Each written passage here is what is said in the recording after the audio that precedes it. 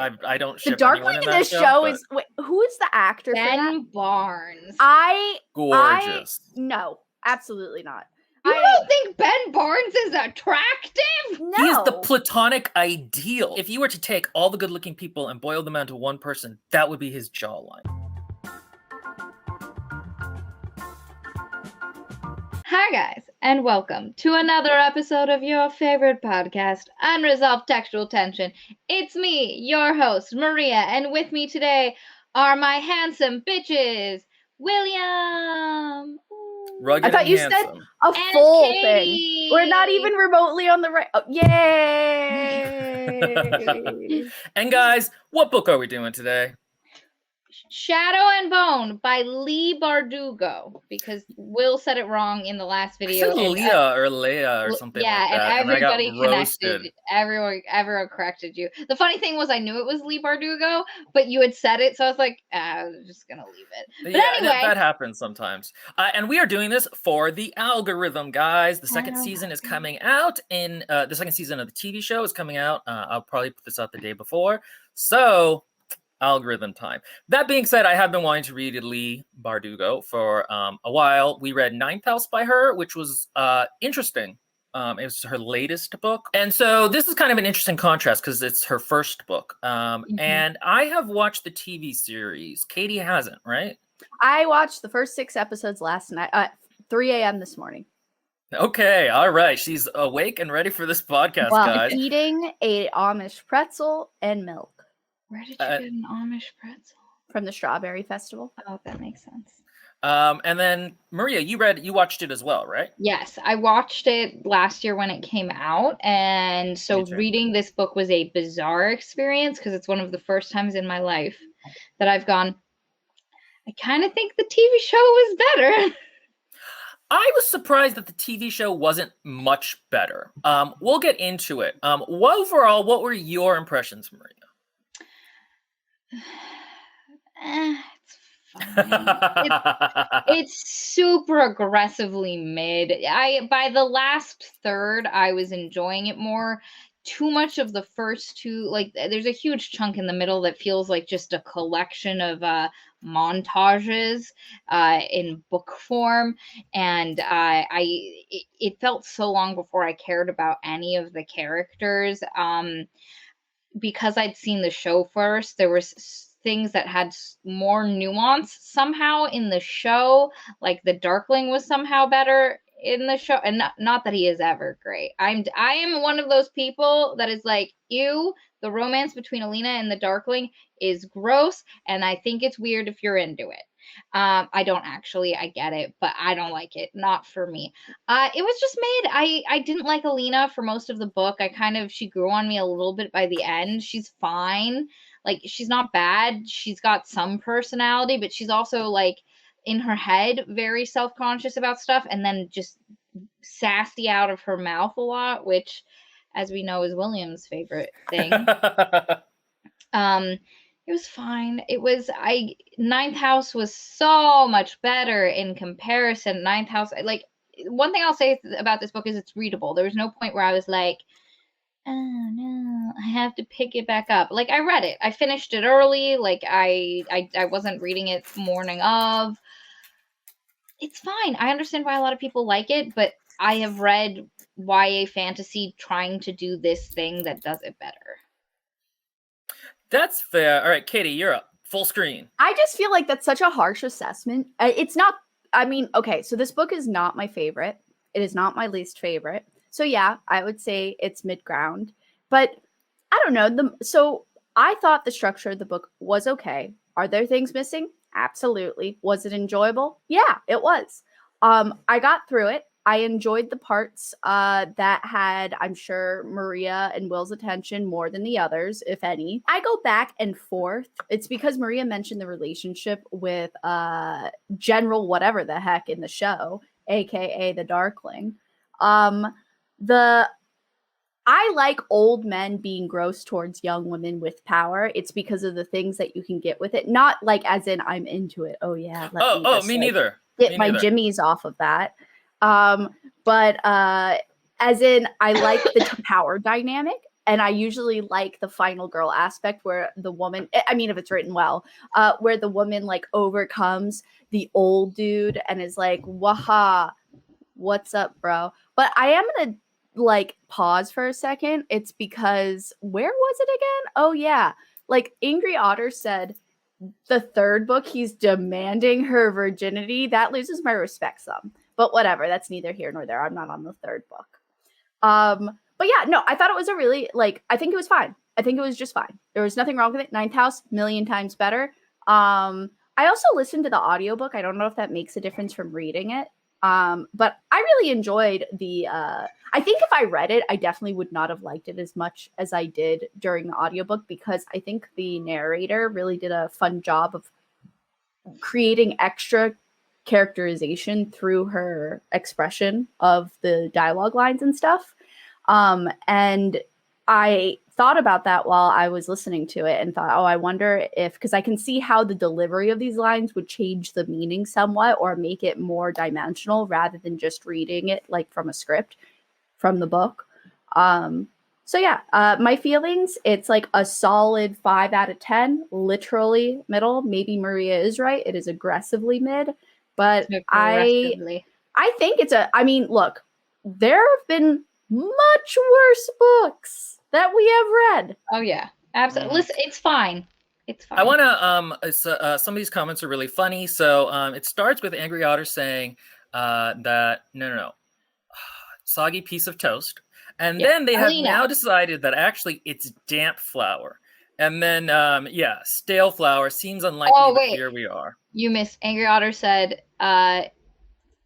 just damp enough to be ruined, but not yet paste. Celia said, that bag that was standing in your cabinet and you forgot you owned. Very funny. So mean. By the way, these are our dear it's patrons. Alina. This is, by the way, a Patreon live stream. Join our Patreon. You get to be part of a book club and our Discord. And you get to pick which books we read. This wasn't one of them. This was, again, for the algo. But yeah, join. It's pretty cool. All right. So this was a perplexing book to me because it has so many things that I hate in other books. And yet I didn't really hate this book. That's not to say, oh, wow. You guys get to, can you handle this much ruggedness and this much handsomeness, guys? It's a lot. Ladies, don't worry. You won't be pregnant after this. I really like particularly your organization plastic cabinet on your right. That's just on top of miniatures. Yeah, I know. I can see it through the thing. Yeah, my room is basically a storeroom for tabletop miniatures. And anyway, as I was saying, this is a lot of the tropes I don't like, but I didn't hate the book. Don't get me wrong, it is not a great book or even necessarily a good book, but I did not find it to be actively annoying in the ways that I should, and I'm not entirely sure why. Part of it is that we talked about this in Ninth House, that book has a lot of structural problems, but it actually kind of gets away with it because Leigh Bardugo is a really good writer. And I think this book is not the worst because she is a good writer. Somebody in the chat said this, and I don't remember who, but that like this book is a good writer picking all the worst tropes and all the worst like elements to build a story. And I feel like that's kind of true. Like there's some of the descriptions are nice. At one point she describes a guy's hands fluttering like birds. That's better than a lot of the books we've read. There's also a part later where her and Mal are in jail, the main character and her love interest are in jail, and she's reminiscing about what it was like in childhood, and there's like specific scenes, and the scenes are well described. And honestly, anytime she actually tries to be atmospheric and not in first person, the book works better. Like the prologue, Maria's face is having feelings, so let's cut to that. Guys, she writes so much of this book in summary. So much of this book is in summary and not in scene, not you getting a blow by blow. It's one of the ways in which I think Ninth House is superior to this because a lot of her flashbacks earlier in the book, in this book, are just like, remember that time where we did this thing and we got in trouble in this way? And it's just like, it's like she's just telling you the thing and you're not getting descriptions. And those brief moments where Bardugo just takes a minute to enjoy a scene, give a little setting, you're like, oh man, you're so much better than the rest of this. Sorry, I have a lot of feelings about. Yeah, I would. go Well, ahead. I just want to argue real quick. Like, of course, it's not my preference. You know what my preferences are, but I have no problem with that. Is it going to help your book in some ways? Absolutely not. Was it boring? Yeah, could have been done better, but I have no problem with montage scenes. Yeah, I'm more resistant to them than Maria as well. I tend to like be more or less okay with them. I think in this case, the other thing is that this sort of pinged my fan fiction sense in that like this feels to me like if I had read it as a fanfic, I actually would have been really impressed with the writer. I know. Because yes, that's exactly what I was thinking. and the problem is it isn't fan fiction. You need to make me like these characters. I don't like them inherently. But if it was fanfic, it has so Alina, for example, the main character is incredibly passive throughout this entire book. And that's less of a problem in fanfic, where we're just here to see like people's faces smushed together and like kiss. And like atmosphere, this is how people kiss. Well, okay, no, that not even that. Okay, look, fan fiction can be classic. Yes. No. It can be great, but I'm just saying, as a genre, it has different expectations and different tropes. Yeah. And like, if this had been a fanfic I had read of a world I liked or characters I liked, I would have been so impressed with it. But it isn't. So the passiveness of the main character is a problem. The first person is a problem. Some of the events that happen are a problem. Like, it's very boring in terms of lack of atmosphere is a problem. You know what I really liked though is the world itself was really cool and rich. It's almost okay. You know what? You can. Sorry, I thought this world building was so shallow. Oh no, absolutely not. I think the world. I mean, is it Wheel of Time? Is it Lord of the Rings? No, it's not. But I think that the Wheel of Time. I don't know. I've never read it. People love it. Okay, good. Yeah. Anyway, I mean, there's a world there, deep, rich lore. Fine. Whatever the heck it's called. Song of Ice and Fire. Take a shot. Okay, fine. Song of Ice and Fire. Dune has good world building. That's true, absolutely. Okay, but you know what? This Leigh Bardugo is not those people. And you know what? She had better world building in Ninth House. She can do better. This was informed Russia is like Russia. I don't care. I liked it. I think it's fun. Things don't have to be super impressive for them to be enjoyable for me. And so I thought it was enjoyable. For me, I just, in my fantasies, like Bear and the Nightingale, similar tone, Spinning Silver, also in like a kind of Russia. There was something that felt real and grounded. In this, it felt like kind of informed from what we know in reality without, you know how when we read Kushil's Dart, we talked about how it was all like real places, like when they went to that one place, it was Italy, but she added enough very specific details to make it feel unique and rich and real. And outside of the Butter Festival and Butter Week, nothing about this world felt real or unique. Again, there are brief moments where I go, oh, Bardugo, it's there. Give it to me. And then I like the beginnings. I like the stirrings of it. But you know what I will say is I was not impressed with the, like, what was it? What are they called again? Shuhan. The Shuhan shit and the Fjorden shit is so stupid.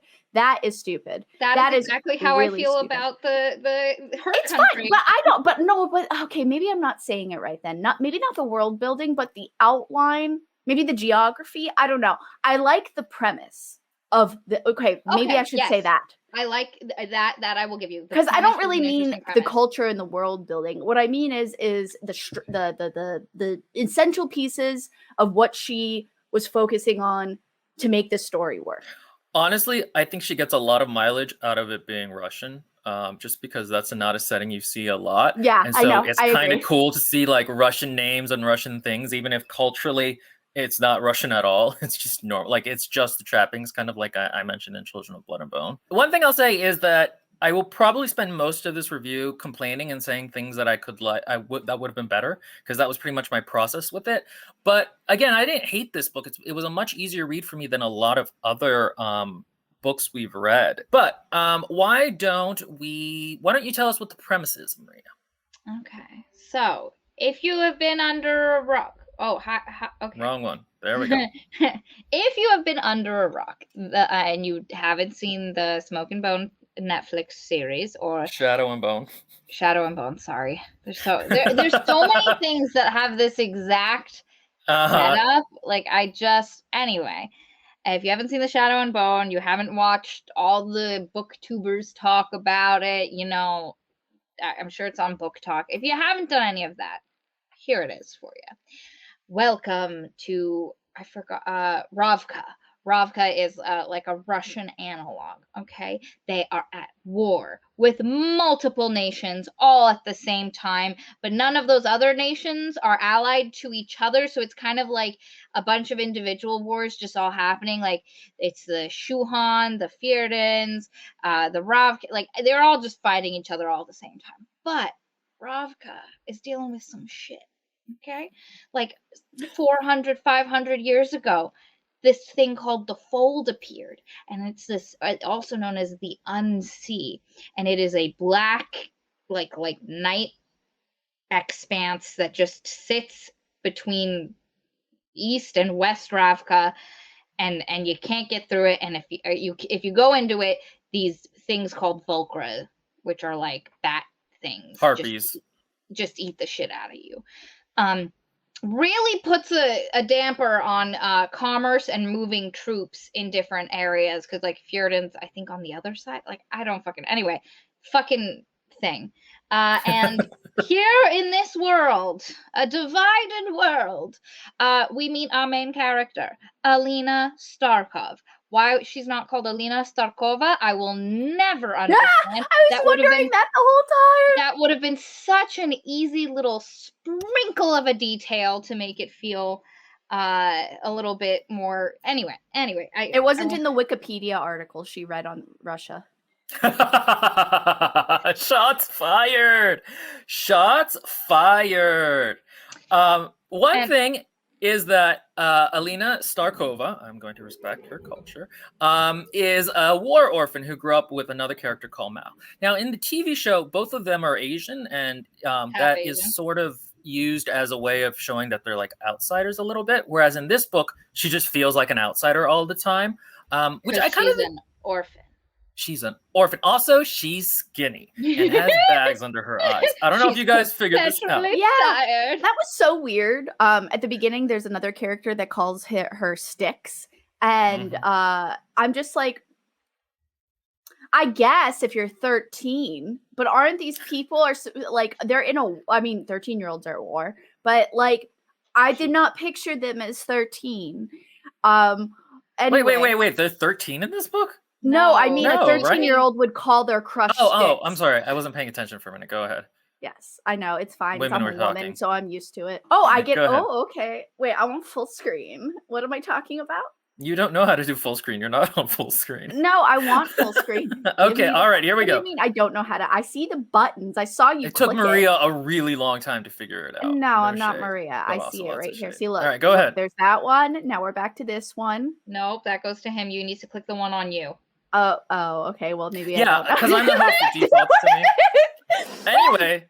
Thought you were a real big shit for a second there. Oh, big from my breakfast.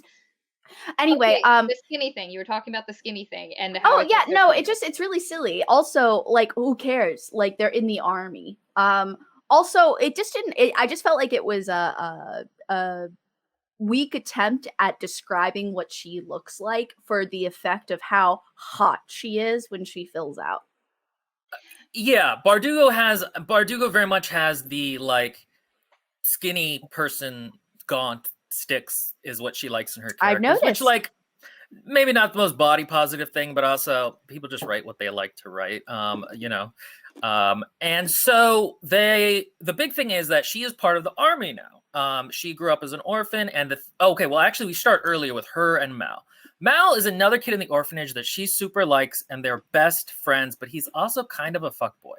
And so as they get older, she feels left out while he like Didn't gets invite her to around. the threesome. They were both awkward because he was a chubby, like short boy, and then eventually, as he got older, as puberty hit, and she just got skinnier and more gaunt, he got heckin' rugged and handsome. Something Will is very familiar with. And then he starts. Women are interested in him, and he's a teenage boy, so he sleeps with them. And Alina's like, I'm in love with you. This is one of those books where it's I not know. friends to lovers. It's not, because friends to lovers, they start the book as friends and then fall in love with each other. This is unrequited best friends on one side, and then the guy who's like, noogie noogie, like, you're my best friend, you're one of the bros. That's the setup of this. Super unengaging. And I am, when I watched the show, I shipped her and Mal because Mal in the show is so much better. I would disagree. They do have I don't like entirely the show at all. different. They have entirely different personalities. Again, in this book, he's Oh, kind yeah. of a fuckboy, and in the show, he kind of is just derpy. Like, that's no. always what I thought of him as in the book. He's very derpy. No, He's earnest. he's a puppy. I like my big puppy. Yeah, I didn't love him in the show. I didn't like the Darkling either. Like, I don't The ship Darkling anyone in that this show, show but is who is the actor for that? Ben Barnes. Okay, so gorgeous. no, absolutely not. You don't think Ben Barnes is attractive? No. He is the platonic ideal. Like, if you were to take all the good-looking people and boil them down to one person, that would be his jawline. Like, that is Absolutely not. Ben Barnes. I'm straight, guys. I just have a great No, I think if God. we're gonna for go Ben Barnes. platonic It's like- ideal, I definitely think we should do Timothy Chalamet. Wait, yes. Also, this one. Mal dropping his anchor in every harbor and all the hot Rapkin girls going around talking to Alina about how hot Mal is. Yeah, that is pretty funny. I know. It leads to a bit of a not like other girls syndrome from Alina, which the book doesn't completely commit to because there is a female that she has a very close relationship with who is much more traditionally feminine. But it also very much feels like that with every other female. Like, once she gets to be part of the super cool mages, she's like, I don't really like this group of people. I don't belong. They're really bitchy to each other all the time, which made me like Doesn't it. like any groups of people. Anyway. Yes, Katie. It's because Yes, Katie. Finally, someone says it. What that? What's his Ben face? Barnes. I don't think he's that attractive. I think he's a man. Okay. Yeah. Also, Valerie says. Oh, go ahead. Sorry, no, go ahead. She says it cracks me up when authors try to tell me their characters aren't pretty because they're too skinny. What? So this is a weird thing where in real life, being super skinny is not always good, and you will get a lot of like shit for it. But like, And be told to finish your hamburgers and stuff. And especially in different cultures, it's a little different. But but you can also argue like being fat is worse. But really, we should just not be playing Oppression Olympics. Any of these. But in books, it's often shorthand for she's really pretty, and it kind of just comes off as annoying. Oh my God, it's so annoying. Also, I personally feel that very deeply. Yes. I have been told a great many times by people whom I love to finish my hamburger. The thing is, if there is a famine or I'll survive. A mini ice age or a nuclear war, no, me and Maria are going to have to take care of you. You are not the body type survives. I'll be used to starving. No, your body doesn't have what? No, the way it's how you process fat. Your metabolism is too quick. You're out. Get used to it. I'll be like a camel. No. You have to understand. I have taken a 2-day fast and not lost any weight. My body is like, we're hanging on every ounce of it. I'm going to be foraging through the wilderness. You're going to be on my back. I'm going to be having to give you food all the time. Like, that's what's up. Yeah, I'll probably have to eat some of your flesh over time and not in a fun way. Oh, no, 100%. Will and I are the actual camels. We'll not eat for like a week straight, and we'll still be the same weight because our body's going to be like, we're rationing, motherfucker. We're not letting it go. You ate a peanut yesterday? Pack that on. I know, right? I'll just drop pounds like I'm they shedding say hair. Let me put it like this. In Asia, the spirit is said to reside in the belly. That's why the Buddha is very fat. I am like Jesus in terms of how much spirit I have, guys. Okay, I am like a cheerleading teen. And all in my belly. on track. No, wait, we pause really real quick. got Alina is skinny. It is Right. her great trial and tribulation in the world. When we meet Alina at the start of this book, her and Mal are in the army, the first army. Alina is a mediocre, not great map maker. You have one job. Be good at it. Do you know how you are an assistant to the map maker at the edge right before the flipping fold, and you are a bad map maker? You should still be in school. Let me tell you, I hate this idea that she can just be incompetent at the thing she chose to do with her life. She's a bad map maker. When did that Yes, happen? it mentions it multiple times. I mean, I was really I was not fully in my faculties at the beginning of the book when I was listening to it. True. No, it literally, she's like, I'm not even that good. And then her friend Alexei, who gets eaten, like does a map for her. And she's like, and it was way better than the one I would have done, even if I had time. What? She's a Oh yeah, shit I map remember maker. that. I Yep. remember that. And meanwhile, she's on this important, near this important mission. And she's an assistant to the cartographer on this mission. How are you there?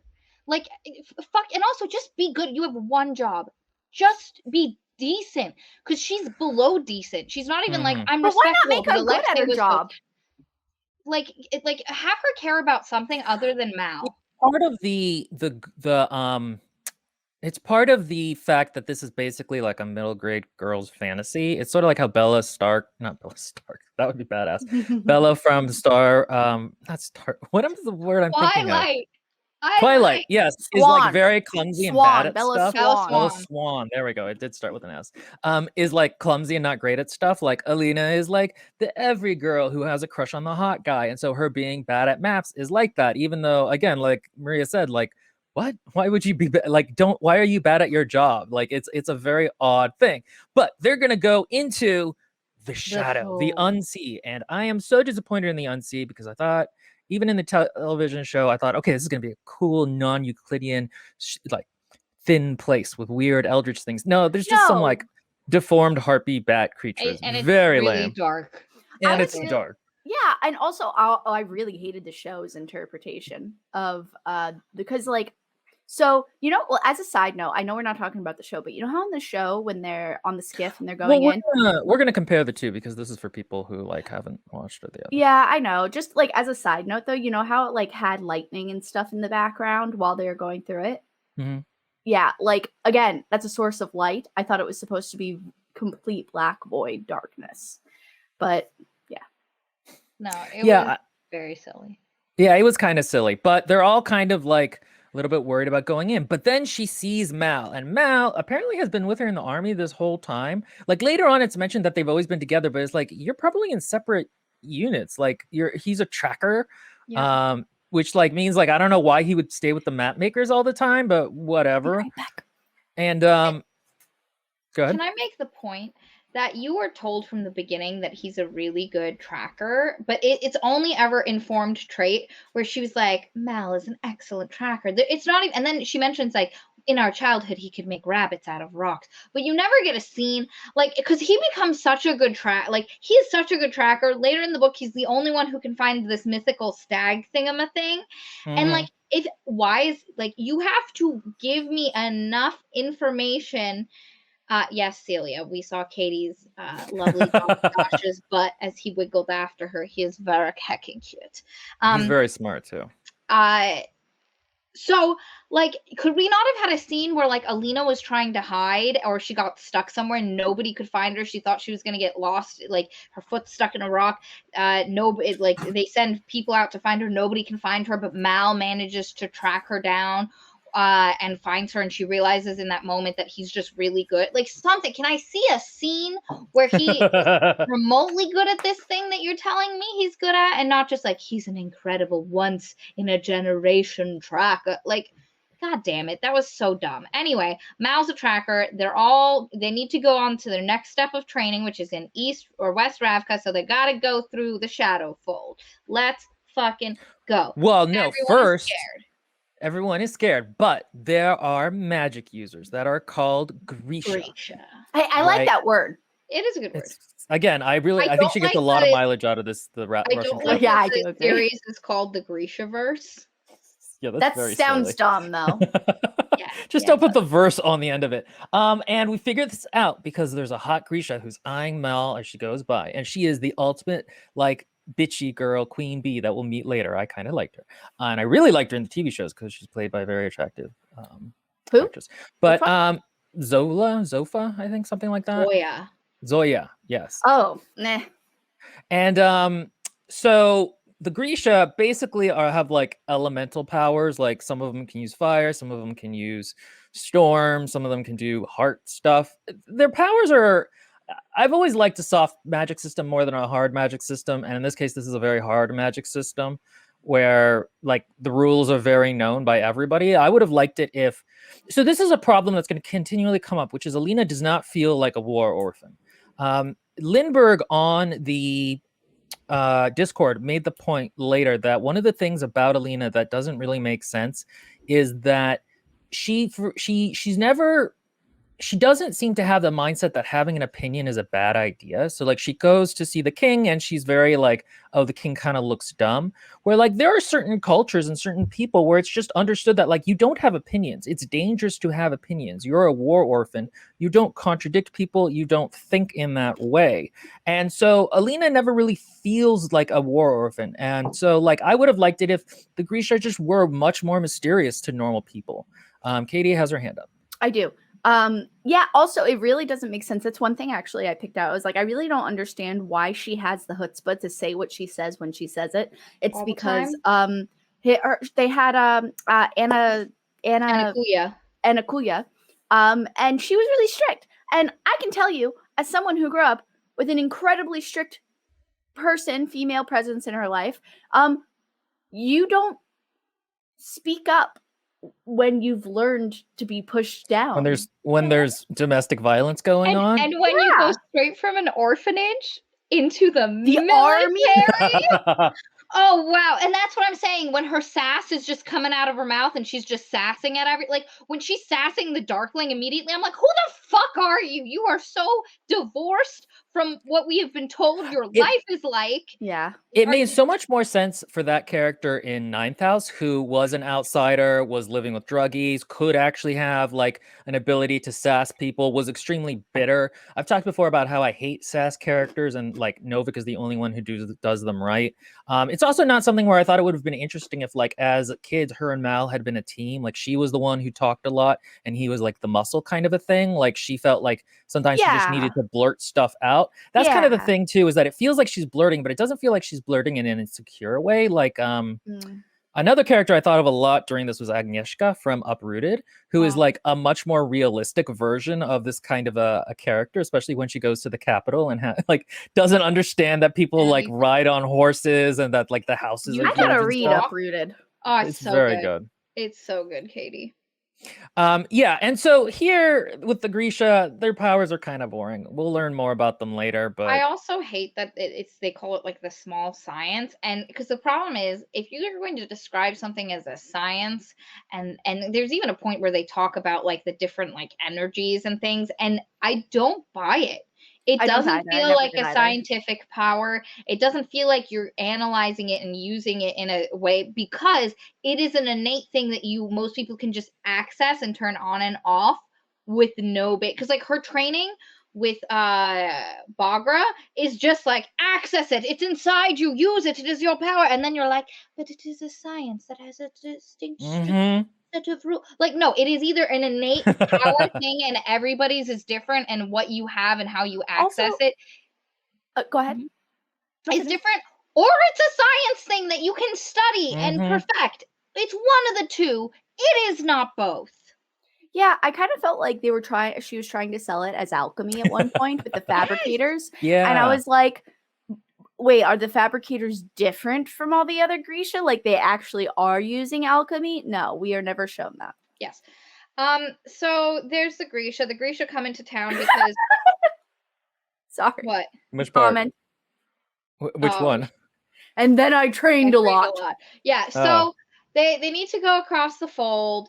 They're gonna go with a group of Grisha, and this is how the book starts. Alina is like contemplating stuff. She's scared about going into the fold. Her and Mal have a conversation like, "Don't be nervous. I'll be going with you. We're together. We're friends. We're always together." And then, like, all of a sudden, an entire black carriage is barreling at Alina. She doesn't see it, but he does, and whisks her out of the way. And then they're like, "Oh, it's the Darkling's carriage. I wonder if he is going to go through. Like, oh, we're going to have Grisha going through the fold with us. Ooh, the Darkling. He is heckin' important and His powerful. dick is so big. Yeah, that's the vibe. That's the vibe. The emo carriage. Yes. The emo carriage, yeah. Anyway, so they're like, okay, we're gonna go through. But then, as the Grisha go by, there is this cute Grisha in blue with raven hair, and her and Mal are like, and Alina's just like, Side, no, puppet dog. same face, same face. Okay, you, Will, Maria, faces. You're the, and then Alina's just like,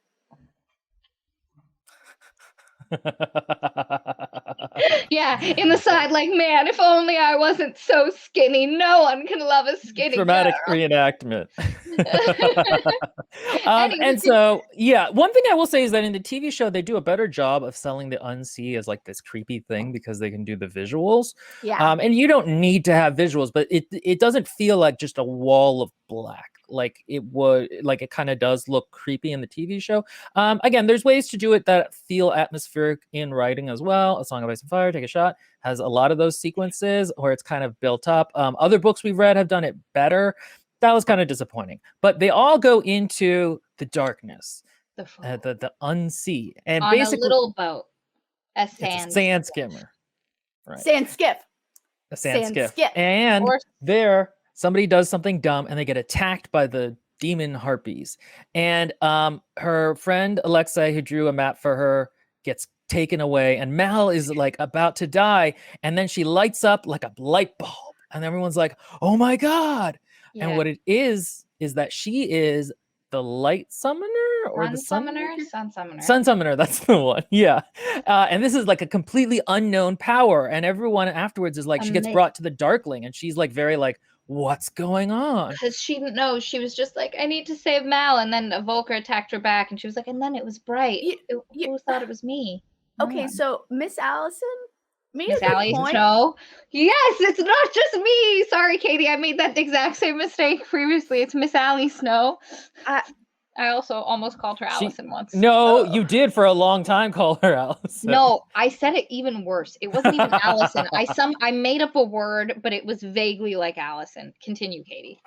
Yeah, no, like why was there no roof if they are flying? Oh, yeah. I mean, I guess because then it would be too heavy. I mean, a sand skiff has to be light. It would have been more interesting if they, like, in the TV show, they go through in like a train thing, like an armored train would have been cool. Why wouldn't you do that? Snowpiercer style. Like, The problem is you would have to build it, and the building of it would lose a lot of lives, I guess. If we're using this, if we're trying to think about it.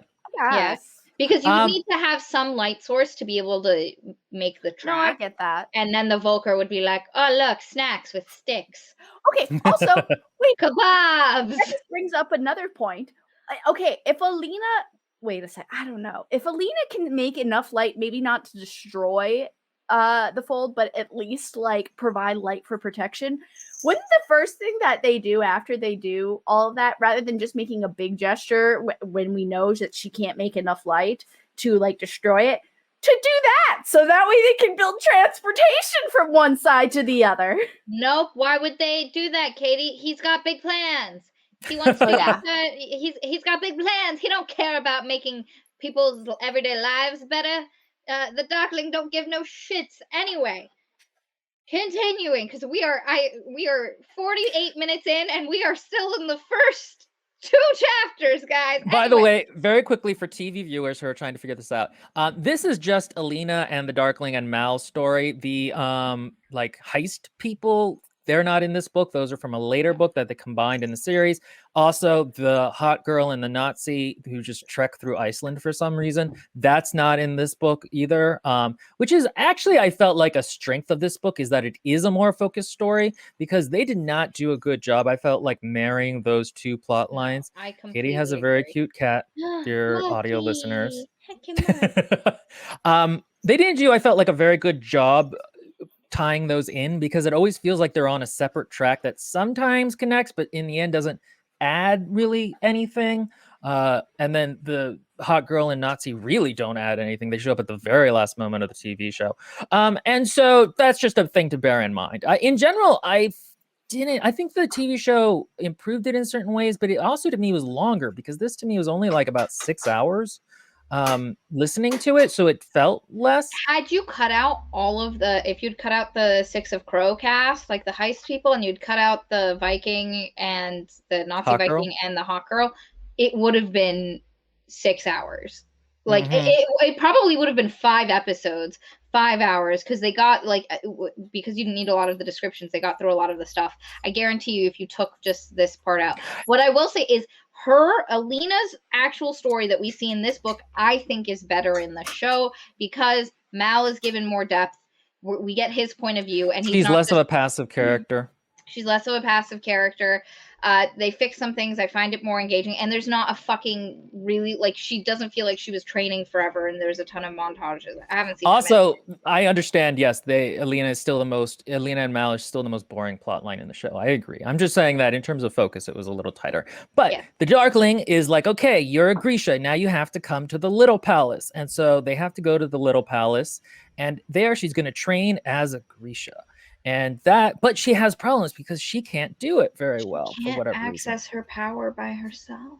Yeah. She needs someone or something. She needs called an amplifier or bagras. Amplify the light within her. So she can't access her own power until the Darkling touches her, and then it's like, ooh, I'm filled with a power. And then sun, ooh, light. But she starts training. She has to do reading, which she doesn't do a lot. Whoa! First, we have to introduce the best character in this book. No, in what world did you think his favorite character is the best character in the whole book? Booking your hit pretty girl before ball. Oh, Boggin. Yeah, they pronounce it differently. Yeah, no, she's good. She is. Oh, you're talking about the shoe guy. Yeah. No. In the show, yes. Yeah. No, the shoe. He's Shuhan. He's Shuhan. Oh, yes. The pronunciation is different. No, we're talking about Genya. Or Genya. I can't remember. She is the best character. Oh, she's so great. So she is like she has grown up in the capital, and her Grisha power is that she can make people look better for short periods of time. She's called like a tailor. And she is great because she is really high class and a little bit bitchy, but also gossipy. And her and Alina don't get along at first, but then they become friends. And the thing is, she feels left out by the Grisha because she's basically just the queen's pet to make her look better. And so they don't view her as a real Grisha as one of them. So she also kind of has a little bit of an outsider complex going on. And she does that thing where she talks in a very bitchy way, sarcastic. not bitchy way, sarcastic and very deadpan. Yeah, there's this one part. There's this one part where towards the end when things start getting really depressing, she comes I'm skipping a little bit, but Alina's depressed in a tent, blah blah blah, in the middle of dirt and all these other things. And Genya comes in and she's like, I'm not supposed to be here. And then she's like, I know, and taking it very seriously, Alina. And then Genya's like, no, I mean out here, it's dirty. It's such a great moment. She's like a toned down that one character from Nona the Ninth. Yes, Ianthe. She's a toned down Ianthe, where she's got that same it's great. The narrator even kind of uses a similar voice. It's not the same narrator. Miss Ali says, Genya, Will's eyes light up, and Valerie says she's the only good character. Celia says she should have been the main character. She actually has a personality. And also her crush is fucking adorable. Yeah, I it am is. way more invested in her and Daniel than in Alina and any of the motherfuckers she's flirting with, man. You know, and the thing is that we're not actually going to talk about her that much because she's not actually that important to the plot, but she is like a good character, and I think she adds a lot. She's in it a lot more than she is in the TV show, because she's pretty much the only main character. Not only main No, character, you're but right. she's She's her one of the only. yeah, her and Alina, she's like in a lot of the book, and like guiding Alina through stuff. Because the other Grisha are bitchy. They talk behind each other's backs. They're pretending to be her friends. Alina doesn't feel like part of it. And then the other thing is that the Darkling has a little bit of an interest in Alina. He is like a little bit drawn to her despite being dark. It's really shitty because Lame. had I read this book the first time, sorry, God bless you. had I read this book the first time before seeing the show, he always felt weirdly old and kind of like a general. Like, I Yeah, did he did not to me feel anything remotely sexual or compelling about him. No. And so, and all the times he was talking to Alina, he just felt like an enigmatic Yep. older guy with Professional. hands that nobody understands. So, like, in the scene where he kisses her for the first time, I was like, And they almost have sex. it was like watching an older professor kiss a young student out of nowhere, and her, Oh, yeah. her not expecting it. It was really like, I'm sorry if you really ship this, because I know There's a Listen, whole group. the Dark Lena fans, I ain't here for like you live your truth. You live My And brother in I Jesus. get it. I get it. I get the concept of it, but there's no true power to that relationship. Also, as a side note, I am here for there being no romance with Mal and no romance with the Darkling, but romance with Jenya. And Jenya being having to choose between the freedom that the Darkling would ensure her as if he rose to power versus her sticking up for Alina, her one true love. Katie, that is. Oh my god! I just had lesbian vibes the whole way through. I was like, I'm actually here for this. Like, I would really like. I didn't, but I like this idea a lot. I always here love this idea. for sapphic romances where one is bitchy. Oh, that is very nice. And one's an idiot but overpowered. Lindbergh says, Genya makes the world feel more real because she's had it rough. Her story feels more real than Alina's story. Yeah, and it's kind of nuanced in terms of the politics of the court and the way that she has power but is also left out. So yeah, she adds a lot of nuance, and she actually interacts with Alina more than either of her love interests, which is kind of funny. And so their relationship is, even if it wasn't romance, I would have liked to see like them be the Banff relationship of the book more than Mal.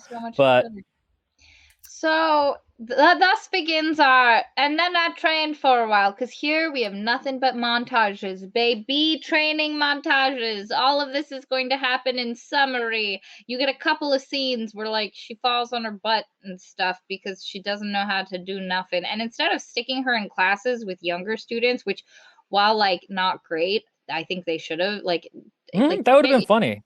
And also like work with. How does it work?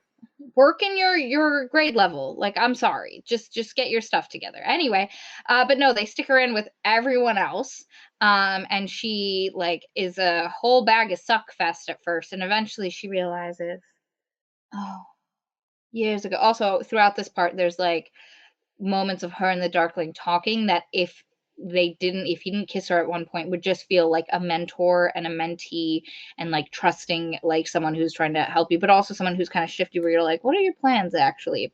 But that's happening on the side. Actually think that would have been a much more better relationship and would have made the betrayal later worse if it was more of a parental one. Yes, especially because she never had a dad. You know, and if she could have had a father figure. And so that's what happens in the true like romance is Jenya. Valerie says, all I agree. I didn't think it was written as a romance at all. I actually don't think it really is either. I think it's written as creepy professor and student who has conflicted feelings because she's young, but like not romantic feelings, but just conflicted emotions about things. But obviously the shippers were gonna Darklina, and No, especially when unfortunately, she is into him. Like even in really. the book, yeah, there are moments where she is sexually into him. There's even a point later where she's like, "And I I was didn't filled want to with kiss him, rage." but I felt it with me. Yeah, and even later she's like, "I felt enraged, but then there was still that sultry." See, I read that more as her just being young and being taken advantage of by a professor Nah. kind of a feeling, No, but I think Bardugo I could wrote it as see. a romance. No, I that's do fair. I too. think that's fair. That's fair. But yeah, go ahead. So yeah. And then she's like she can't access her powers. She's like, why can't I delve into it? What is this? And then like her and Bagra. So Bagra is this old lady who lives in like this like lake house thing away from the little palace. Um and they take her to Bagra for training. And so like she has to read a bunch of books. She has to do fighting and hand-to-hand stuff with Botkin. And then she does like actually trying to use her magic with Bagra. The problem is, again, if you are setting this up as something called the little science, something that has theory and things, then it should be more like Hogwarts, where you have classes, you have a reading, and then you learn about a theory, and then you do the Yeah. theory, and it's not just here, read all these books, and then go into this hut with this old lady who's going to yell at you to access your power and smack you with a switch if you don't do it. Like, what are we doing? Anyway, she's with Bagra, and Bagra's like, why aren't you accessing her power? And Alina's upset because she's been writing lots of letters to Mal because she didn't even have a chance to say goodbye to him. She just got whisked away into this place. And she's been writing letter after letter, and he's not answering. And she's like, fuck Mal. He doesn't even love me anymore. He doesn't even care for me. He's moved past it. He hasn't been able to live vicariously through his sexual escapades, okay? Yes. Like, she's very lonely. She's very, very tired. She's skinny, What is she going to do otherwise? Yep. No, fair point. And so then she's like, she realizes because Bagra asks her something like, why were you not caught like when you were tested when you were young?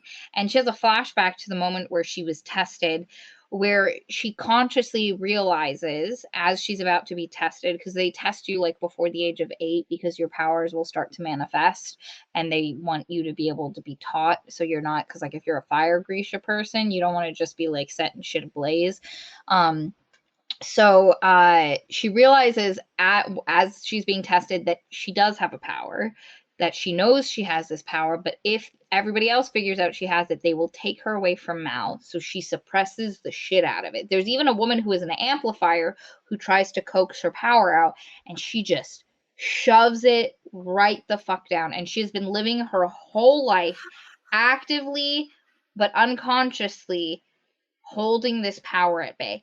That's why she's so skinny and she doesn't sleep well. And she has bags under her eyes and she never has an appetite. I get that because, like, it kind of was like a weird sort of portrayal of depression, of not being your true self type of thing. I would have liked it if she had leaned in farther into the Yes, depression 100%. angle. Yes.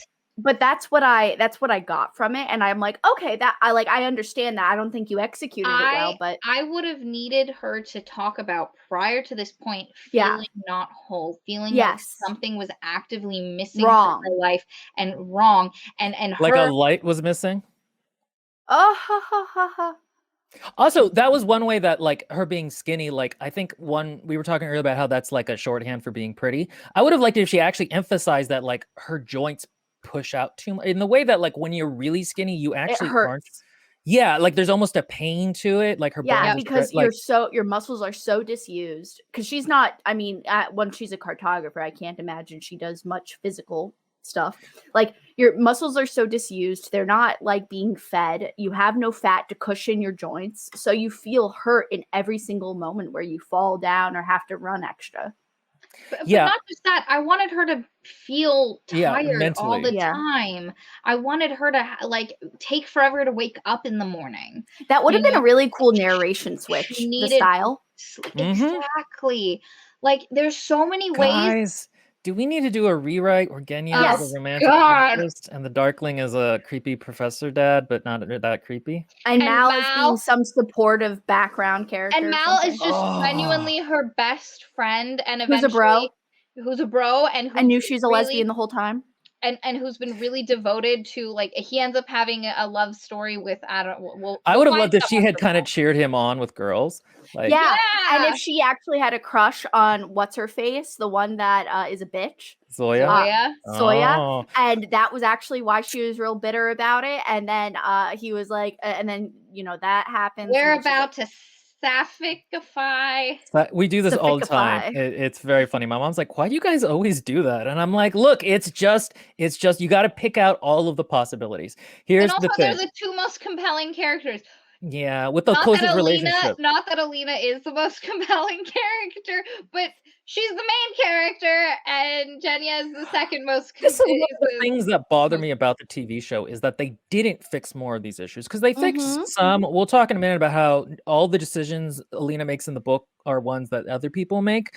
But so they fixed some of that. Like she's the one to initiate kissing the Darkling in the TV show, and I think she's the one who initiates going after the deer later.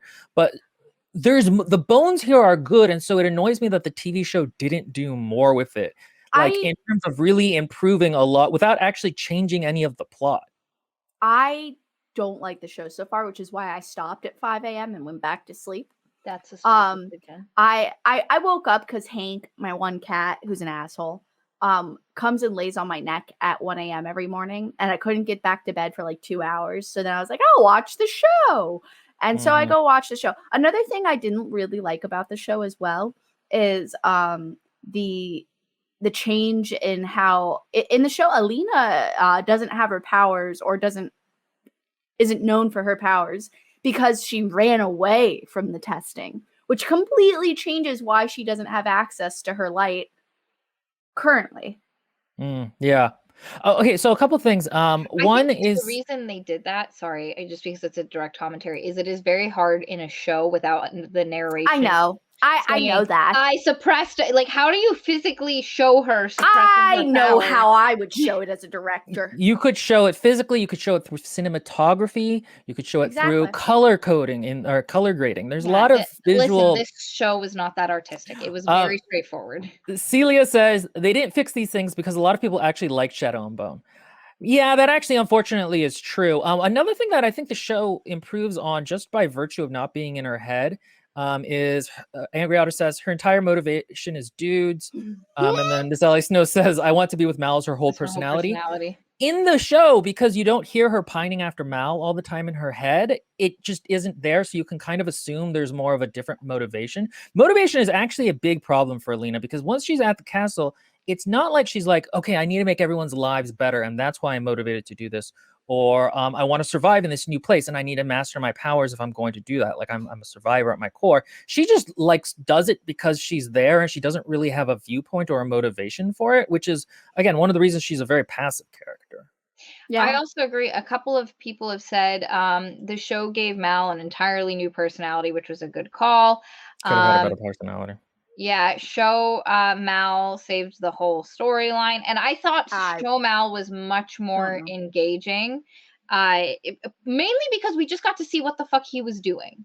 You know, because the problem is when you're trapped in Alina's head, you're getting fed her like, oh, he must not be getting my letters. He doesn't like me. But then when you see he isn't getting the letters, he's dealing with other stuff. You see him go through that super traumatic thing up in the wilderness where his two friends die and he's the only survivor. That's depressing because they were actually fun little characters. You haven't gotten there? No.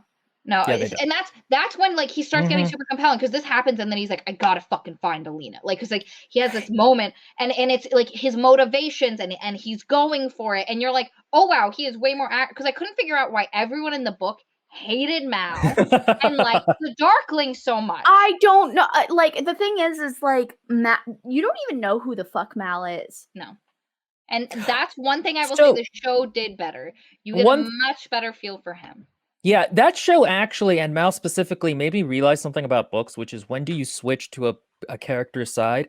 And specifically in that show, I switched to being on Mal's side when he made the decision to go after it and after the stag. And I was like, oh, like you need to put that earlier in the story because it's been like 3 episodes. Like that moment, you need to figure out what it is for characters and you need to put it early in the story. And it's something that I've kind of tried to do in my own writing ever since. I don't write anymore because of this podcast. we were talking about it even in Ninth House, where it took way too long to Mm. get Yeah. what's his Darlington's true Yes. motivations and who he was, and by the time we did, his character got taken off screen. Mhm. As a side note, Miss Allie Snow Always. said, should Shadow and Bone have been third person multi-perspective? Yes. Always. Oh my First God. person, I personally, like, again, this is just my feelings. I'm sure, like, there are much more talented writers and readers than me, but I feel like first person is a very special tool to use in very select instances when you want to do something very specific. Yeah, and only Novik is allowed to do it. Well, and Dan Simmons, but he can't And write about sex. what is it called? The None of the Ninth. Oh, yeah. Tamsin Tamsin Those Muir are does great first. no. I was thinking in our wrap up of the yearbook, we should put out licenses that only we can license certain authors to do certain things. Oh, We should that'd be look at cute. those. That's hysterical. Lindbergh also says they cut the bits where Mal is downright cold or mean to Lena. Yeah, he has, and it's understandable why he would be, because he's bitter about these people dying, which I knew going into this book, so like it made sense to me. But if you hadn't, I could see why it would be annoying that he's like that. But okay, what happens next in the plot, Maria? Okay, so she realizes that she did that to herself, and she's like, I must live for me. I want access to this power, and she like calls it forth, and Bagra's like, atta girl, but like not so. No, Bagra's more nice. like, God, you took so fucking long. Let's hurry it up now. Anyway, and so then like she gets to go like do some things, and then he's like, she's not powerful enough. This is the Darkling. She's too weak. We can't do it. And then he's like, we need to get her an amplifier. We need to get her what is it? Something's heard more. More It's the Savos. Stag. More Sovas. Yeah, something like that. Stag. And it is so there are these things in this world, and what makes an amplifier or not is really not concrete. Explained at all. It doesn't make sense, and the fact that people can be amplifiers, I don't fucking like. It makes no sense. Anyway, It doesn't make any sense. And also, like, the it you know what's really convoluted as a side note is the idea of the bonesmith combined with, like, so there's this guy, I don't remember if he was in the book, but I think he was, but I don't remember. But in the show, there's this guy called the Bonesmith, really ancient, like first Grisha. He's like, yo, out of my fingers, I'm gonna make special animals from my bone fingers that can amplify things, because I guess I'm an amplifier, I'm assuming. And the specialness of those items seems super reduced if there are literal people who are amplifiers. But I guess it's not that big of a deal. It's because how useful could that really be on a day-to-day basis? But also, nonetheless, it's like, how does this power actually work? Are they artifacts that amplify, or are they people that amplify? Are all bone you, or is the bone person, the bone whatever, that are they descendants of it? Are they the people that have the same power as him? And then can all of their bones be made into really cool artifacts? If so, why wouldn't you just kill them and then give their bones to everyone? Like, I don't know. Yeah, and because there's one point where the Darkling is like, yes, if somebody got one of my fingers or a tooth, they would have a powerful amplifier. And I'm like, do you have to be like and it's just so weird, because there's this point where oh god, I'll get there. We're doing so much of this out of order.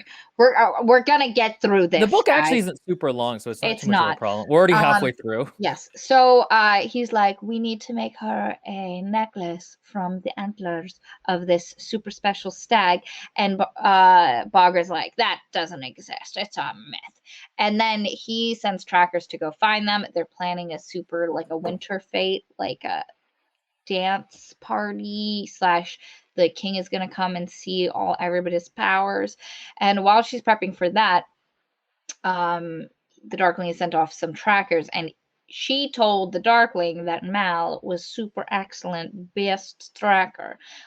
Why he would just believe that with no evidence, and so you find out eventually sends Mal as one of the trackers to go find this stag. And then the night of the party, she does a cool demonstration with the Darkling. Everybody's like, "Ooh, shiny lights!" And then her and the Darkling make out, and he's like, somebody walks by and then like they have to separate because like he literally like Because her skirts were almost around around her her waist, waist. and his hands were on her thighs. But- And all I'm thinking is, this is some really ancient dick to be having right now, Alina. Yeah. At this point, she thinks he's at least 120 years Here's old. a question. If she's wearing full-length skirts, why does they not describe the point where he has to reach all the way down and then lift up like a whole? Like I've never I was understood. thinking that same thing. No. He probably, how I would imagine the sexy way to do it is to grab it around her knees and then pull up and then like continue just. But like it's probably a fully. I don't think it's by her knees. It would be like all the way. No, again, no. Bunch it up. Like show him. Maria. Oh, okay, all right, fine. Okay, you start here, like right here, Oh, and you just pull up. I It, see like, what you're do you saying. not? Will. No, I don't wear skirts. No, Will, have you never taken a skirt up off of a woman? Not a long one. Not a long one. He's a No. mini skirt guy. Ah. Those are easy. Yeah, I to do like to pull. wear those. So the next, but yeah, no. So they're making out again. I got more creepy professor vibes. Again, I didn't think the author wanted you to like it, but I guess maybe she did, or to I think it was hot. definitely got the idea that she But was she into wanted you it. to like Yeah, it. and that Alina was into it in the moment, and it wasn't until like she'd calmed down and been like, "Holy shit, woo!" I got caught up in my head. Anyway, then he has to back off and he has to go do something, and he's like, "Can I come to This your is the room?" dumbest part of the book. Go ahead. Yeah, can I come? Which to is your the room? dumbest part? Okay, and then after this, she goes out onto the yard or whatever, and Bagra, whatever her name is. First she sees Mal. Mal Oh, is you're right. in the castle, and he is like angry and kind of pissy, and she's like, "Mal, I'm so happy to see you. Why didn't you answer my letters?" And he's like, "You never wrote me." You already had that darkling dick. I don't want anything to do with you Yeah, anymore. like he's like, "I saw you with him. You're wearing his colors and his necklace. You must be his creature." And she's like, "Why are you being so mean to me?" Like, he's jealous, bitch. Like, you've wanted this your whole life.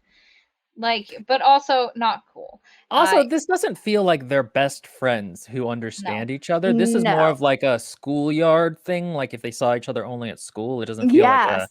like It it doesn't also- quite match. It also feels like they're exes who ended up becoming best friends, and he's not. Yeah. It doesn't feel like he was someone who had never realized he had feelings for her, saw her with this man, and then realized, "Oh shit, I fucked up." Because then I can see like, what reason does he have to be so angry with her for being in a position where she's being well fed, she's being taken care of, like. It's the best she's ever looked in their lives. Why? Like it doesn't make sense. I don't like it. It's super dumb. They get into a fight, and she's like, "Fuck you, man, leave!" And then he fucks off, and then she's like, "Hoo, hoo, hoo. So sad." And then after this, Now I wanna Bagra have sex with comes. the darkling even more. Yeah, Bagra comes and is like, "Yo, you need to do a heck and abandon of everything. You need to leave." And she's like, "But why?" And then she's like, "He has found Moritzova's stag." And then she's like, "Well, that was the goal. We wanted him to do that." And Bagra's like, "No, I was hoping he'd never find it. I was really banking on him just never finding this thing. But goddamn, he's determined, and I don't know where he found a tracker capable enough to do this." And what you find out, surprise, the man called the Darkling. I don't know if I mentioned, but his Grisha power is darkness. Okay. Wouldn't it have been Also- cooler if it was the opposite way around? He had the power of light, and then she had the power of shadow, and so that would have been her being able. That's why she could control the darkness, the wall, and get it to go away. Yeah. Anyway, go ahead. And but the thing that is hysterical, and this happens way earlier in the book, and I completely forgot about it because there's a point that it comes up at the end, and I laughed equally as hard. He can do this thing where he'll like go, "Yeah," and a beam of darkness shall shoot out and slice someone in half. And she was like, "What was that called? That thing that you did?" And he was like, "That's a special move. I Called call the it cut. the cut." It reminded me of like an anime. Do you need help? Yeah. It reminded me of know. an anime where it's like, that's his jutsu is the cut. Yeah, Yeah. I know. That's the same exact And way you're like, I thought about that it. must sound different in Japanese than how it's translated. Yeah, and then exactly. and then in the actual translation version for like Cartoon Network or not Cartoon Network, wherever they do it, it's like called like the Thousand Chittering Birds or something. Yeah. Exactly. Like Rurouni Kenshin had way better special move names than like, it's just so the cut Bardugo. I am absolutely ashamed. Also, who, like, I know we haven't quite said it yet, so you know what? I'll wait until Maria reveals this big secret. Okay. about Okay. Bagra. But anyway, so Bagra's like, listen, he is not a good guy. He is actually, because there have been dark magic users for like the past few generations, but the fold was created by the dark heretic, who was the dark magic user of a bajillion years ago, 500, however many years ago, And who was all dressed in what color? black. And he the black heretic, that's what he's called, and he made the shadow fold out of his greed and ambition. Turns out it's just a darkling. He's been alive this whole time pretending to do other stuff. He made it. And the Volcra, the weird bat thingies in the fold, are the people that used to live there. It was just a nice little farming valley with some villages. The show gives a reason for why he did this, and the book's Which just is like, racism. nah, we're just gonna leave it. We're not even, which is fine. Yeah, no, though, yeah. In the show, it's that like, oh, they were after the Grisha. There's actually an interesting idea in the show that the Grisha have been kind of brought together by the Darkling, and that's like he made them go from like witches to like a member No, that of happens in the book too. Does it? I thought it was mostly in the Yes. show. No, it happens in the book. It does, believe me. I promise you. There's this whole point where Jenya's like, it's not just Jenya, it's also Ivan. They're like, or not Ivan, another person where they're just like, like before this, we were powerless or something to that effect. And that's why we're siding with him now, is because at least with him, we won't be second class citizens. What I took was that Ivan was saying that once the war is over, they No, won't not Ivan, leave because Ivan's not a Grisha. Grisha. It's someone else that says it. Cool. I forget the name. Anyway, the show definitely goes harder in it and goes harder on why he makes the fold. You don't really get that here at all. You do get that he is the starter of the second army, which is the army of the Grisha that supports the kingdom. That you do get. What I love is that Bagra tells her this, and then she just believes her and runs away. No, And wait, important part. Who's Bagra? Bagra's his mom. Who's just been hanging out. How great is it that she was waiting ever so nervously for a rendezvous with the Darkling, and then his mom comes to the door instead? Relatable. Am I right, guys?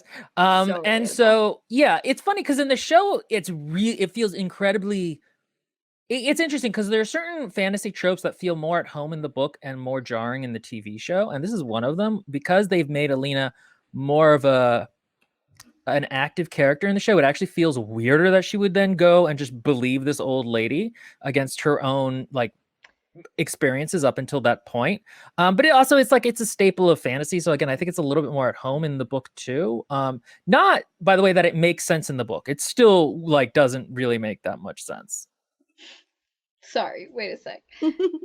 Darkling getting cock-blocked by his mom. So this connects to kind of love what Bill this. was saying. I loved how Alina thought the Darkling was so dreamy, but once Bagra tells her he's actually Count Darkula, Cunt Darkula. Alina does a complete 180 and hops on the he's gonna kill the world train. I hated that moment, and So I could not. fast. What I wanted was for her to learn this, and then because you know how there's that part where there's that area of fabricators that is completely cut off, so you can't see what they're making or what they're doing. Yeah. What I needed was a scene of her going into that space and seeing massive weapons of war, the level of which they don't need, that would also affect normal everyday citizens of Ravka, and then there being like a document that shows what he's planning. Because you're right, it makes no sense for this like weird old lady who she doesn't even like that much to be like, yo, he was the constructor of everything. No, you forget Alina could tell it was the truth by the look in her eyes. Yep. Yep. So she escapes. Also finds out. Wait, no. She learned something important here, which is that the collar, the necklace that is going to get made from Mortsova's stag, is whoever kills the stag can control its power. So even if you're wearing it, if somebody else killed the stag, they can control your power through the amplifier, which is really weird. dumb. He hasn't been doing this for all of the Grisha, like, or at least his inner guard. Like, why wouldn't you control all the powers combined? Become Captain Planet. Limited artifacts. No, I but don't like think so. the seal tooth that the one guy has, and the one guy has Fuck, just Bear you're right. claws. yeah, You're exactly. right. Just Yeah. you kill them and give it to them. Let them think they have the power. No, actually, that's And really then when you smart. He need should it- have an inner circle of Mhm. really powerful people. Their powers combined, he is Captain Planet. No, that makes a lot of sense. Yeah. So she runs off. She for some reason doesn't find Mal and runs off. She just runs off on her own, which I thought was like weird. I know he was just bitchy to you, but like she doesn't even think like, oh, You I'll never both be able to left the find Mal. same night. Yeah, like again, it's a little bit weird of a decision. I think that's the way it happens in the show as well. And so she is just this is traveling montage, which Maria hates. But she's traveling, and then she almost gets like robbed, and then she shows her powers for some reason, despite having been in the military and could have just done military stuff. But whatever. Which she does immediately afterwards. Yeah, that was the weirdest bit. In the show or in the book? Because in the book, in the book. In the book. wasn't she overpowered by the meaty dude? That's a second time. The first No, the time when first time the rapist. she literally Takes the mirror uses out. the mirror and flashes at him, and then just hooks her feet around him. Like she should have done that from the start. But I think, well, I kind of get that one. Honestly, it's because the dude's described as this really big drunk dude who's coming out of the pub essentially, and is which I think is so cliche though. It's like, oh, you want to have time, little girl, and I'm like, it was no, pretty dumb. Also, why that's was he kinda the dumb. only one with a Russian accent? Okay, And hey, Zoya was also the only other Yeah. one. Yeah, I thought that was so weird. Yeah, she has a very strong Russian accent in the audiobook. in the audiobook, several people have, or like I think it's because I would assume because the narrator wanted to Can only distinguish do their a couple and wanted to Russian distinguish accents. their voices. No, not that. I think she wanted to distinguish between the voices, and I don't think maybe she's talented enough with that particular skill set to be That's able to what I do mean. that. She can only yeah. do like 3 different Russian accents. Exactly. So that means only 3 characters get it. Botkin no hit, little girl. But Bakken was Shuhan. That's the It should funny have part. been Asian sounding. Yeah, wait, I didn't realize he was Shuhan in the book. It Mhm. describes him as Shuhan. He's kung fu Wow. fighting. He knows the I kung fu. definitely thought he was Russian. Nope. He's Anyway, Mal is the one to track her down, and he not. then She helps almost, her. yeah. She almost gets caught. Mal finds her. They walk the through the woods. woods, but the thing is that he's still salty about the whole thing. He's like, I'm aloof and kind of cold about it. And then he tells her that they're going to go after the stag. And that was Yeah, to me was go ahead. She's like, we have to run and keep running from him so he can't use me. And Mal's like, nah, fuck that. Why are you going to run forever? You get the stag, you kill it and use its powers, and you can tangle with the dark guy. Which in theory is a good plan if Alina was at all a killer. Yeah, it's and the thing also is that I don't remember if they wait, changed this. unmute her. There we go. Yeah. I'm so sorry. There are 2 Jehovah's Witnesses at my door. I'm gonna go take Oh, care of it. You I just would go ahead also and do have your barked. thing. I don't remember if they changed it in the show, but I don't understand why this isn't a decision she makes. Like, she's basically just baggage at this point. She's done what the Darkling wants, she's done what Baga wants, and now she's doing what Mal wants. And she at no point really takes control of her own life. Until at the end when she decides to abandon a bunch of people to die, including innocents.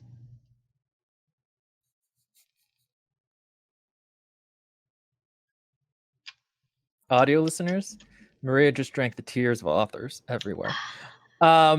And so I don't know why that decision was made. Again, I think it's one of these things where she wrote it as wait like a a middle minute. school girl. So 1 second. Celia goes, does anyone want to tell them the stupid reason Mala is so good at tracking? Spoiler for book 3, it's hilarious though. Celia. am I still muted? No, No, you're not. Okay, wait, before we get into that, evidence. Why is Jesus a white man there? Racism. Okay, Anyway, Celia, continue. yes, please tell us. And also, Angry Otter says, a soggy bag of flour in the back of the wagon. I like how flour is now the degraded version of toast. Toast. Yeah, so... You know what the flour is? The flour has potential. It is an untapped resource. Okay, Toast is all done. right. Toast is a terrible final form. Alina had potential. That's true. So now there is more traveling montage. Eventually, her and Mal stop being salty at each other and are like back to being friends after they have to escape someone again. And they have This a hot to didn't- hot. This didn't massively bother me, but like I can see how it would bother a lot of people, and that like if you don't like Mal and you don't like Alina, like their interactions are not going to get you on their side at this point. Because he reveals that like his tracking friends died, like we said earlier, and that's why he's been all like weird and stuff. And so at that point, they then find the Stag. I'm not forgetting anything, am I? Like this is literally all that happens. Yeah, they had the whole like there was the Butter Festival or Butter Week thing, That but was that's funny. when they got captured. That's the two of them. I listened to this while washing my car yesterday, guys. And you're right. They have a fight, but then they talk, and he's like, I missed you every day, and I realized I didn't see you before, but I see you now. Oh God, I did not like that at all. I thought the whole time it should have just been her own like view of it, not him actually being a dick. I didn't love that. Yeah. I didn't love that. Celia is putting in the Discord why he's good at I know. I was just tracking. opening I'm Discord. gonna. And We gotta everything. check. All right. No, she's typing Also, now. as a side note, I'm sorry that maybe it was because I had like 4 edibles and it was 11 o'clock at night and I was like vibing. But that scene where he confessed his love like that hit so hard. Yeah, that's why. I mean, I think honestly, being on edibles is a good way to read this book. Oh, I like had a whole anime picture. Well, like once the I did though. I was like laying there and I had this like image of that whole scene. And when the Darkling comes in, he's like, wow, that was very touching. I was like, wow, how bitchy and lame is that response? Yeah. Oh, okay. We are all doing facial expression reactions to the Wait, where is it spoilers at? that What's it under? in the Discord Spoilers? under Mid-month mid-month book. book. By the way, join our Patreon. You get access to our Discord and a direct line to us in this way. By the way, this would have been a much better anime than it would have been a real show. I Oh don't know my why this is God. the book they chose to spend this much money on. Like as an anime, I can like even see how pretty it would have been in the crystalline forest when they find the Stop stag. it. The Grisha powers could have been like cool and Avatar-like. You also could have done slice of life with it, like and done like a little bit more of a slow moving, like her in the training montage. Like Studio Ghibli could have done a great job. Guys, should we do a rewrite of Shadow and Bone as an anime? Yes. With all Oh, the story sorry. ideas we were talking about on top of breaking it down into episodes? Oh man! Wait, Celia, why does that make him good at tracking? Yeah, I know. That's what I mean. That doesn't make any sense. Why does that make him good at tracking though? What does that have to do? I can't say it because I don't want to do hacking spoiling. Okay, So it's look, fine. suffice to say, it's really fucking dumb. And just random, like random. Okay. And so they find the stag and she looks at it and it's majestic and she knows she can't kill it. But then the Darkling comes up and does his 1,000 chittering birds and cuts down the shout out Kakashi. At that point, he kills the stag and they take off its antlers and he puts the antlers into her collarbone. I don't know if he does that here or if he just puts them in her. Oh, you don't see that? It's just on top of her, but there's No. no chain or link. No. Yeah. Oh, okay. In the book, It's not part of her call. Yeah. Also, wait. What's this? What tattoo? Celia says, "Wait until I tell you all about his tattoo." I'm assuming Mal Is it has a a tattoo. Is it a tramp stamp of? Yeah, I was gonna Alina's say face of like above a his ass? stag. I think we all know who her tramp stamp is, Katie. And the Darkling is all like, you like the tracker," and he seems weirdly butthurt about it, which is like, oh, the Darkling kind of really liked her, and you're like, did he though, or was he just manipulating her? Whatever. She now is gonna be bundled back to the unsea where she can undo it, which again is like the 4th time she's now going in a Which different is- direction. And at this point, she knows undoing it. I guess Yes, sorry. Celia says he gets a tattoo that reads, "I am become a blade." I mean, That's you know, so great for Amber. what? and also not to destroy, because at this point you find out the Darkling does not want to destroy the fold. He wants to use it because he's made it to expand into other places and other countries. And if they will not obey his peace decree, you will all get eaten by Volcra. Terrifying. And she finds out that some of the Grisha that he works with knows this is what his plan is, and are like, yes, we'll do this anyway. Peace is good. I don't want war anymore, which is what Daniel says to her. But yeah, Daniel, the fabricator that Genya It's really liked, cute. is the one who fashions the antlers into a necklace that has no clasp or anything, so it's just put around her and it's on her. And he controls her power, and she's like, oh no. And so then they travel, they get to the rift, or they get to the Shadowfold. And while they're there, she keeps having dreams every night of the stag looking at her and being like, I'm trying to impart I am a stag onto you through your dreams. I am Please a great read it. magical creature. Listen to my voice. She keeps waking up going, and also I hate this. I hate this conceit so much. Anyway, and then she's like, listen, if you let Mal live, I will obey you willingly, and you will never have to command me. And he's otherwise, I'll fight you every moment of every second of every day from here and into the future. I've heard that before. And he's like, yeah, I have a magical collar that makes you do whatever the fuck I want. I'm gonna feed him to the Volcra. Go say goodbye to him tonight. And I love that though. Yeah, her and Mal have like a moment, and then like they get taken out onto the sand skiffy thing, and they're like, he's got a delegation of the Shuhan, a delegation from Firda, and then a delegation from the king of Ravka. And he's like, okay, we're gonna go out, and he like takes them out, and then they go in the middle, and then he has someone like start shooting flames and stuff, so the Volcra are coming, and then he has Alina do a heckin' bright, because the Darkling's power does not work, because everything is darkness in the fold, and that's his like, you can't do a cut, because it's everything is the darkness, and he is powerless against the Volcra. They will just fly through his darkness stuffs and eat him. And they would like to eat him quite a bit. So he needs Alina to just make it so he can be in the fold long enough to expand it. So they get in the fold, and he was like, look, the sun summoner. And everybody's like, ooh, shiny. And then he's like, they create a path to go to West Ravka, and they just obliterate a town. Like, he just pushes the fold out far enough to take in an entire town. They'd seen a mom walking with her son just like ahead of them.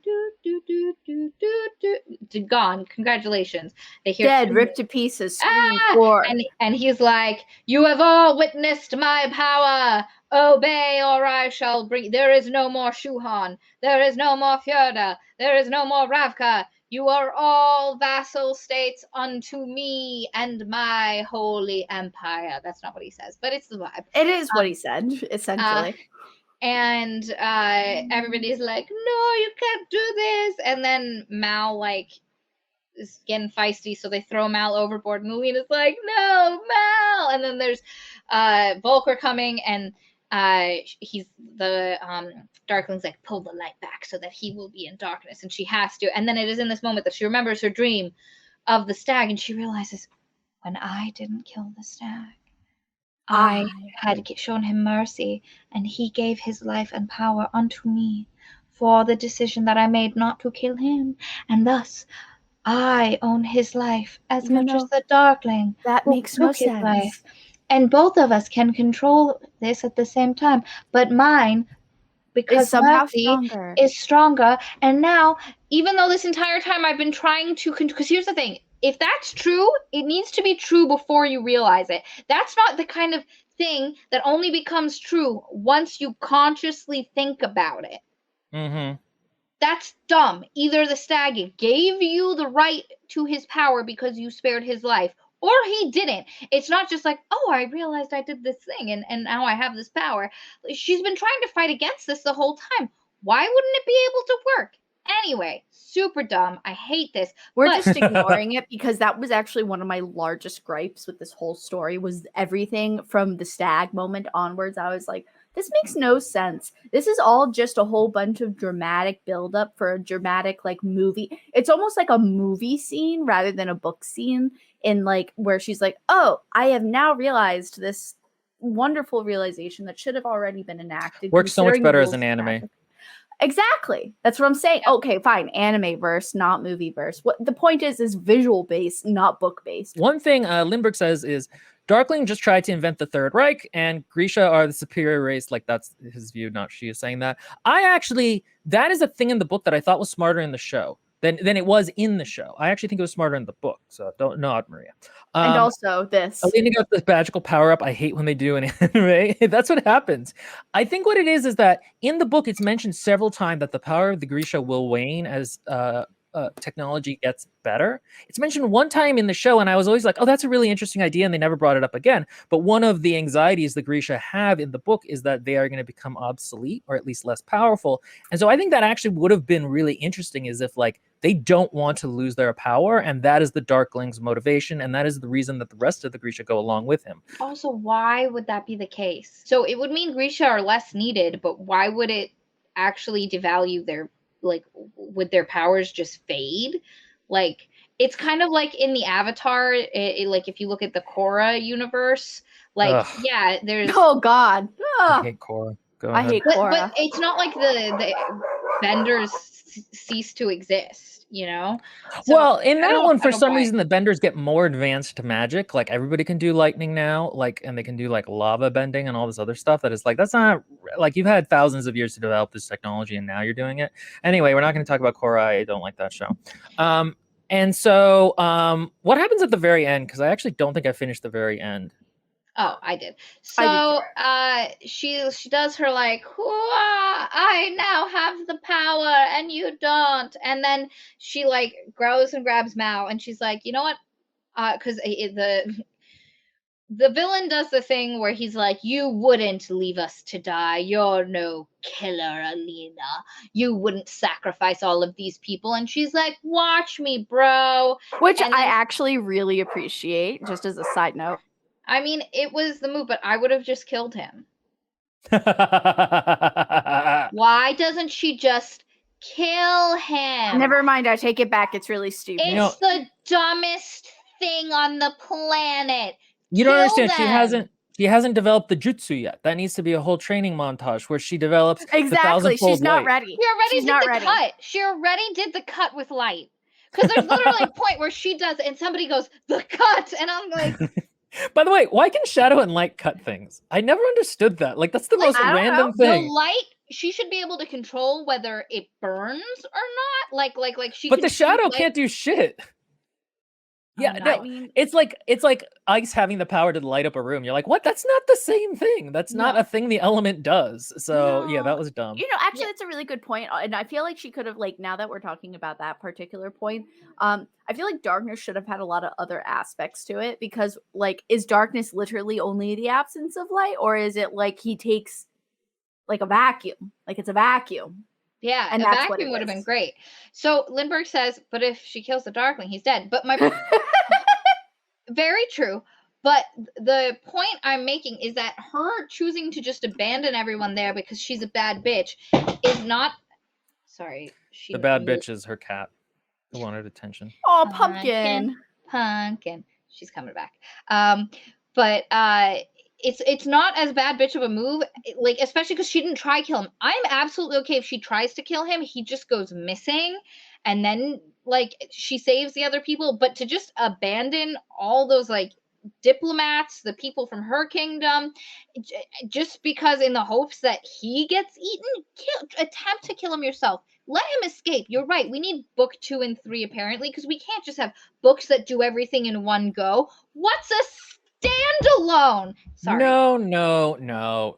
This I series have is a like lot of feelings six books. about series. We already know she's dumb as a bag of rocks, so of course she'd make this decision. She can't even Anyway. make a map, Maria. So she can't even make a map. Anyway, so Yeah, to be fair, maybe she didn't know that the shadow was going to spread everywhere because she doesn't know how maps work. Yeah. Or like her spatial reasoning is really bad. Exactly. So she abandons all of them. Her and Mal do a heckin' escape into West Ravka. They get to see the ocean for the first time. Mal goes into the city to get clothing. He ends up getting her really weirdly mismatched stuff, and then he's like, he touches her collar, the thing, and he goes, "We'll get this off." And she's like, "No," because she likes the power, and now that she has it, it feels really good. Which she doesn't explain to him. She doesn't say, "Hey, my power is something I'm actually into," and like when I didn't kill the stag, it gave me its power. So no, this instead is it's now, all secretive. she's weirdly secretive, though I feel like he would appreciate this. She's secretive, and she's like, well, get rid of it as soon as we don't need it anymore. We need it for the fight ahead. Because, like, that was the whole point. Like, he was the one, in the book, he was the one that was like, you kill the stag, then you get its power. So why he would be like, we need to get rid of the collar. No sense. Anyway, and then He doesn't like seeing the mark of another man on her. That's what it was. Fair. I know, but get your shit together. There's world-ending things happening. Anyway, so they're like gonna try escape. They're gonna go on a boat somewhere else. Yeah, that's how it ends. There we go. Overall, again, I think Bardugo is a talented writer who picked all the worst tropes, and this was her first book. And I think that's very much the way I feel about it. Some people found it in the Discord super boring. I've read, I don't know, it's not as bad as like A Million to One or Light Lark or some of the other ones we've read that I've just actively Light dreaded. Lark was so bad in the first like 2,000 words that I read. It's not even funny. I was gonna say, you didn't even finish that one. No, I read like the first 3 chapters and I was like, oh man. You didn't even get to the sex cannibalism part. Oh, no, it's not as interesting as it sounds. It is not. Because like war's fun, I guess. Is there anything we didn't bring up, guys, in the chat? Go ahead and just like type that in and we'll respond and whatnot. What are your guys' final thoughts? Celia says it becomes a plot point later on where Mal doesn't appreciate her power You and don't her say. toxic and she does not. Really? You don't? I never expected that. That didn't seem to be foreshadowing that at all. Again, I think I think the TV show does improve certain things, but I don't think it improves them enough. I think the inclusion of the crows and Nazi guy and hot girl, like, I feel like those, I mean, I understand people like the crows more, and I do too. They're a more interesting element, but like it also, they don't tie in super well. It kind of has the later season Game of Thrones problem where like there's just people on different continents doing different things for years, for like seasons and seasons. And in this one, it feels much more focused. The book does, at least. So I'll probably watch at least some of season 2. I don't necessarily know that I have time to watch all of it because we do these now and I have other things going on. But I'm kind of curious to see. I mean, what happened with the crows is that the first season was essentially the prologue to where their book is, from what I understand. So the second season should be a more faithful reading of it, or so it's weird representation of Six of Crows. Six of Crows takes place after the entire Alina story wraps up. Right. So I don't know how they're doing that at all. But yeah, I don't think I would read the second book in this series. I think we should read Six of Crows at some point because everyone agrees I think we should read the second one for the algorithm. Listen, at this point, guys, we got to feed the algorithm. Our channel, I need us to hit like 20K subs at some point. Jesus Christ. And also, I already started the second book and I'm on chapter 7. I think maybe if I would have read this when it first came out, I would have liked it more. Yeah, because we were like, 17. Yeah. When did it come out? 2012, 18, 17, 18. 19. Katie, it was after we graduated college. I was 18 still, maybe, depending on the I always forget you guys are so much younger than me because you're so immature. Yeah, and you're so fucking old. Ugh. You old, old man. Got lots of grace. All right, we will talk to all of you guys later then. Thank you, our lovely parasocial darlings, for joining us. Bye.